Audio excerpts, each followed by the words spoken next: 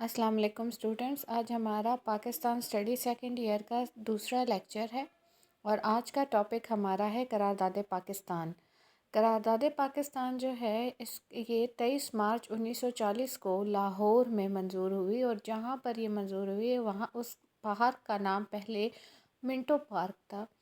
जबकि करारदाद पाकिस्तान मंजूर होने के बाद उस पार्क का नाम बदल कर इकबाल पार्क रख दिया गया। और जहाँ करारदाद पाकिस्तान मंजूर हुई वहाँ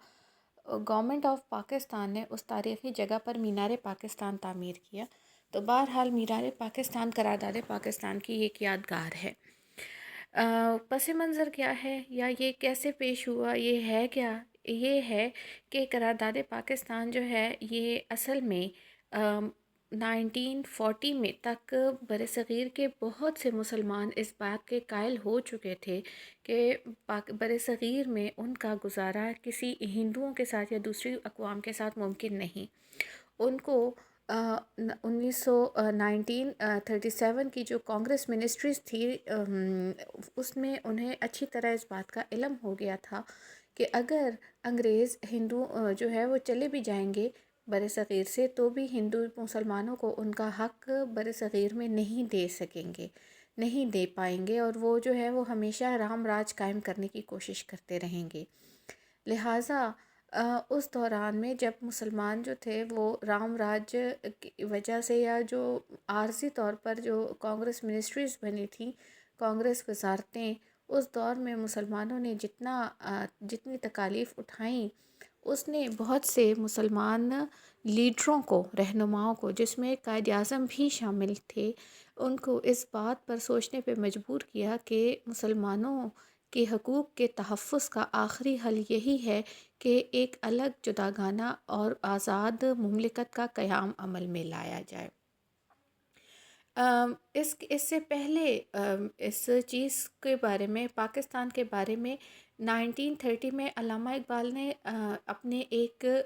इजलास में, मुस्लिम लीग के सालाना इजलास में, उन्होंने एक तकरीर में जिसको खुतबा अलाहाबाद, क्योंकि अलाहाबाद के मकाम पर उन्होंने ये स्पीच डिलीवर की थी, इस वजह से इस स्पीच को खुतबा अलाहाबाद भी कहा जाता है। उसमें उन्होंने बाकायदा उन जगहों की निशानदेही की थी जो कि आजकल प्रेजेंट डे पाकिस्तान में मौजूद हैं, यानी कि शुमाल मगरबी हिस्सा जो कि हिंदुस्तान का वही हिस्से बन रहे हैं जो आजकल प्रेजेंट डे पाकिस्तान में हैं। तो बाकायदा वो कह रहे हैं कि अगर इसमें मुसलमानों के अलग जुदागाना एक मुल्क की क़याम अमल में आ सकता है। चौधरी रहमत अली ने नाउ और नेवर या अब या कभी नहीं के नाम से एक पम्फलेट भी शाया किया था 1933 में,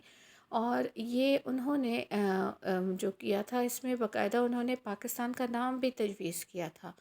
पाकिस्तान का नाम जो है वो तजवीज़ करने के अलावा सिंध मुस्लिम लीग ने 1938 में अपने सालाना इजलास में भी करारदाद के तकसीम के हक़ में करारदाद मंजूर की थी।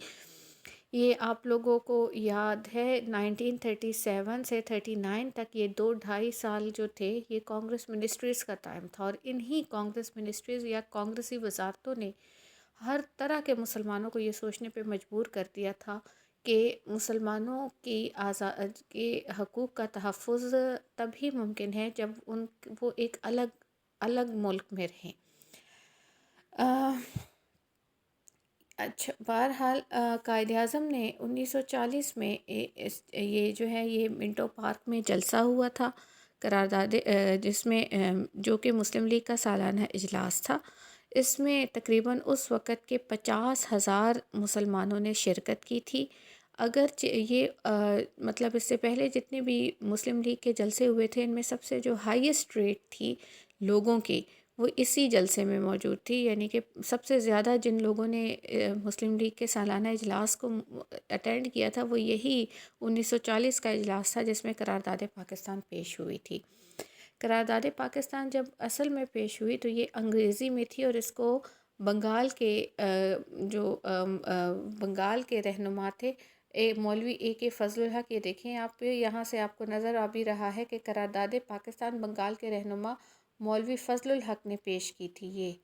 ये मौलवी फ़ज़लुल हक ने पेश की और उसको जो है उसको बहरहाल ہر طرح سے مسلمانوں نے اس کی حوصلہ افزائی کی اور ان کی پذیرائی کی۔ اس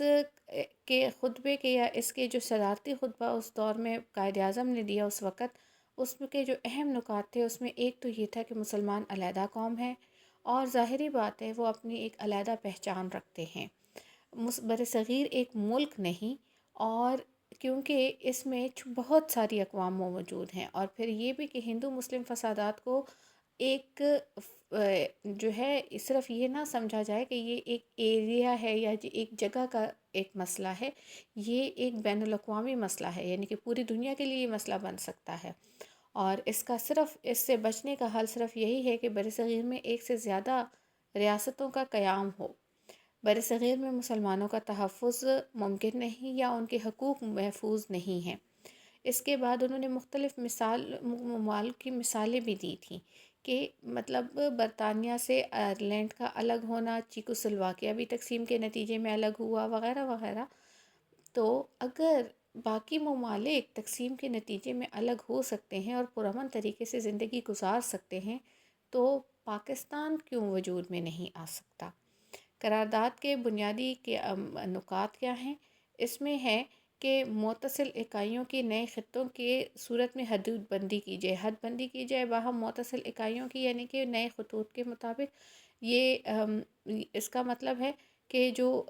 باہم متصل ایک دوسرے سے ملنے والے جو پروونسز ہیں، یعنی کہ ایک دوسرے سے ملنے والے جو صوبے ہیں، جس میں کے پی کے اس وقت کا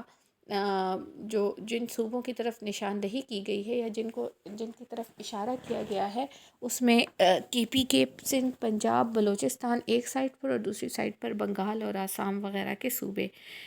کی طرف اشارہ کیا گیا ہے کہ یہ چونکہ مسلم اکثریتی علاقے ہیں، اس لیے ان کو نئے خطوط پر یعنی کہ نئے طریقے سے ان کی حد بندی کی جائے تاکہ ان کی ایک علیحدہ پہچان ہو۔ برصغیر کے لیے تقسیم کے علاوہ کسی دوسرے اسکیم کو منظور نہیں کیا جائے گا، یعنی کہ ہر حال میں تقسیم ہی اس کا حل ہے۔ جبکہ تقسیم ہو جاتی ہے تو ہندو اکثریتی علاقوں میں مسلم اقلیت کے حقوق کے تحفظ کا مناسب بندوبست کیا جائے، یعنی کہ پاکستان تو بن جائے گا، لیکن پاکستان کے علاوہ جو مسلمان ان علاقوں میں موجود ہوں جہاں پر ہندو زیادہ تعداد میں ہوں، تو ظاہری بات ہے وہ ہندوستان میں رہ جائیں گے، تو ان کے حقوق کے تحفظ کے لیے کوئی مناسب بندوبست کیا جائے۔ قرارداد کے بعد اس پر رد عمل کا کیا ہوا؟ ہندو پریس اور ہندو قائدین نے مطالبے کے خلاف اظہار رائے کا اظہار شروع کر دیا، کے خلاف اظہار رائے کرنا شروع کر دیا۔ قرارداد کا مذاق اڑایا گیا، اور اصل میں اس کو قرارداد پاکستان کا نام ہندو پریس نے ہی دیا تھا، ورنہ اصل میں اس قرارداد کا نام قرارداد لاہور تھا، لیکن تنزیہ اس کو ہندو پریس نے اس کو قرارداد پاکستان لکھا، اور بعد میں مسلمانوں کے لیے، کیونکہ اس قرارداد کو میں نے پہلے بتایا تھا کہ انگریزی میں تھا، اس لیے تمام مسلمان اس کو سمجھ نہیں پا رہے تھے، تو ظاہری بات ہے قرارداد پاکستان کے نام سے جب ہندو پریس نے اس کو شائع کیا تو یہ مسلمانوں میں اور مزید جو ہے وہ مقبول ہوا۔ اس کی وجہ سے اس کی جب مقبولیت میں اضافہ ہوا تو اس چیز کی وجہ سے باقی جو لیڈرز تھے انہوں نے مناسب یہی سمجھا کہ اس قرارداد لاہور کا نام قرارداد پاکستان ہی رکھ دیا جائے تاکہ اس کو باقی لوگوں کو سمجھنے میں آسانی ہو۔ برطانوی پریس نے اس کو زیادہ اہمیت نہ دی، لیکن بعد کے ادوار نے اس کو ثابت کیا کہ قرارداد پاکستان ہی وہ پوائنٹ تھا جہاں سے مسلم لیگ نے آزاد مملکت کے قیام کی طرف اپنے قدم بڑھانے شروع کر دیے۔ آج کا لیکچر ہمارا یہیں پر ختم ہوتا ہے۔ جزاک اللہ۔